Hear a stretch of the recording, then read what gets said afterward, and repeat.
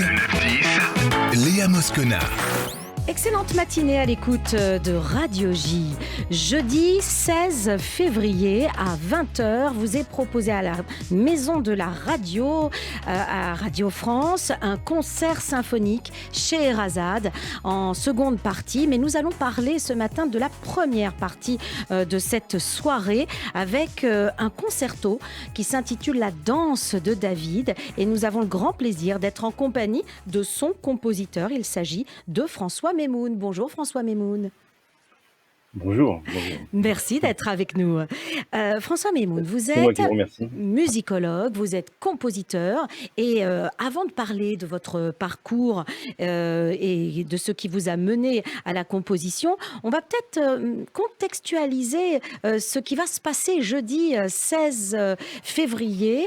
Est-ce que vous pourriez nous situer un petit peu cette histoire de la danse de David que vous mettez en musique ? Oui, alors c'est un concert assez thématique en fait, puisqu'il y aura le Kol Nidrei d'abord en première partie de Max Bruch, ce fameux Kol Nidrei pour violoncelle solo et orchestre.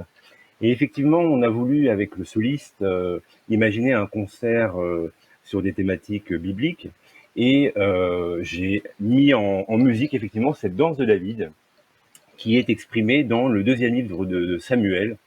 Alors c'est très court, ça fait simplement 2 phrases, mais est exprimée dans ce livre la danse et la joie de David autour de l'arche. Et cette description est tellement forte, effectivement, j'ai souhaité proposer à Radio France un concerto autour de ce moment biblique. Mais au départ, François Memoun, c'est une commande de Radio France. Tout à fait. Au départ, c'est une commande d'un concerto pour violoncelle et après, si vous voulez, comme toute commande, je dirige la chose vers ce que je souhaite. D'accord. Et ça faisait donc très longtemps que, oui. voilà. Oui, et c'est donc Oui, un texte hébraïque qui vous a inspiré finalement. Exactement.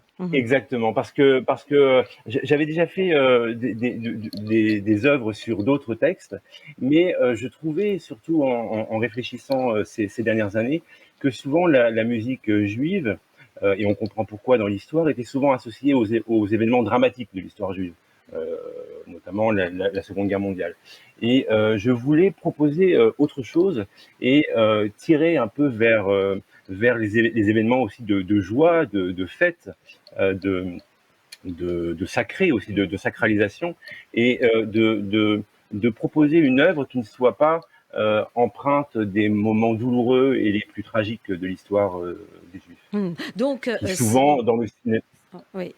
Qui souvent dans le cinéma, dans la musique, a imprimé. Oui. Alors donc c'est plutôt une atmosphère joyeuse. Là, alors ce sera pour la première fois interprété par l'Orchestre Philharmonique de Radio France. Donc c'est quand même très émouvant, j'imagine, pour vous, cette soirée du 16 février.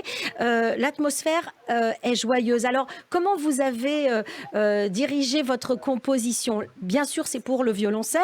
J'imagine que le violoncelle représente le personnage de David. Oui, tout à fait. Oui. Tout à fait. Alors il y a un violoncelle et il y a un très grand orchestre, puisque c'est l'orchestre dans son complet, il y aura 80 musiciens. Donc vous avez vraiment effectivement cette danse qui est incarnée par le violoncelle soliste, mais qui va se répercuter dans l'orchestre. Et vous voyez très bien, quand vous avez un orchestre de 80 musiciens, vous pouvez faire énormément de choses. Vous pouvez exprimer toutes les danses imaginables avec les percussions, les cuivres, et aussi le chant, parce qu'il y aura la danse, mais il y aura aussi exprimé dans cette œuvre le chant d'une prière, David ou celle de qui vous voulez, la vôtre, et les deux vont se mêler. C'est ça que j'ai voulu faire dans cette œuvre, c'est qu'il n'y a pas simplement une danse et un chant, mais progressivement la danse devient chant et le chant également devient danse. Alors si on remonte... Oui, je vous en prie. Avec 80 musiciens, vraiment, ça s'y prêtait particulièrement bien. Alors, si on remonte un peu dans le temps, vous avez commencé à étudier la musique à Angers, vous êtes premier prix de conservatoire, de piano, vous avez étudié la musique, l'analyse musicale, donc je vais un peu plus vite, vous êtes entré dans la classe de Michael Levinas, donc vous êtes devenu un fin connaisseur de l'analyse et de la musique. Quand on est comme vous, musicologue, que on connaît les entrailles travail de la composition, j'allais dire, et de la musique, est-ce qu'on est toujours libre de composer? Est-ce qu'on se sent toujours, j'allais dire, influencé par son cœur et par ses émotions plutôt que par sa réflexion? Ah, c'est une très grande question que vous posez là. Mais en fait, j'ai commencé la musique par la composition. Si vous Ah, voulez, tout l'aspect analytique de l'étude de l'histoire, il est venu après, parce que ça me passionnait, ça m'intéressait énormément.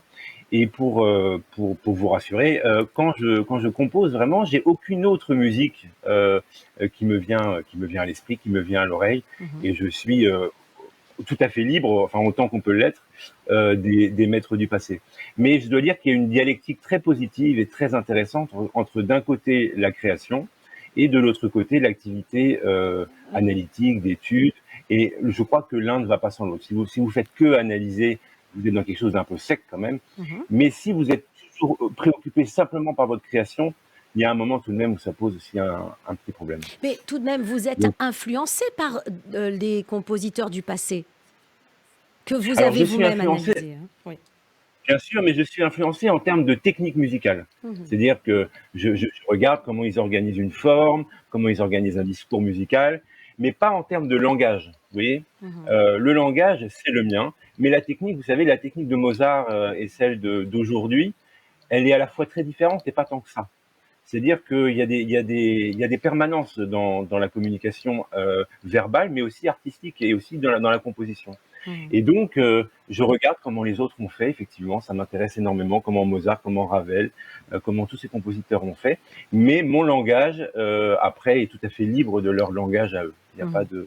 Alors, d'interférence. lorsque vous composez sur un texte hébraïque, il est nécessaire d'avoir une culture qui dépasse la culture musicale. Il faut j'imagine, une interdisciplinarité et aller bien plus loin que cette culture musicale. Et qu'est-ce qui vous aide dans vos connaissances, dans votre culture?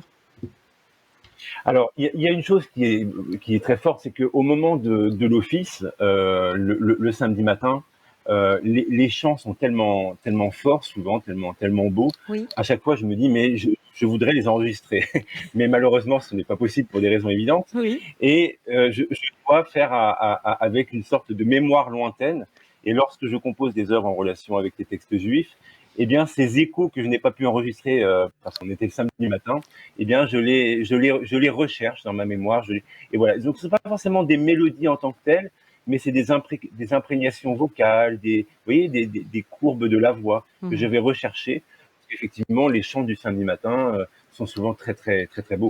Et cette atmosphère-là, on va la retrouver donc ce jeudi 16 février. Vous viendrez nous en parler, évidemment, on en reparlera sur Radio J avant cette soirée du 16 février. C'est à l'auditorium de la Maison de la Radio. Merci François Memoun d'avoir été avec nous pour nous parler de votre composition, La danse de David pour violoncelle et orchestre. Et c'est un violoncelliste particulier, on donne son Marc nom? Copé. Marc Marc Copé, Copé. pour Marc. lui aussi que vous avez composé. Merci infiniment. Merci Au beaucoup. revoir. Merci à vous. Vous écoutez Radio J. Radio J.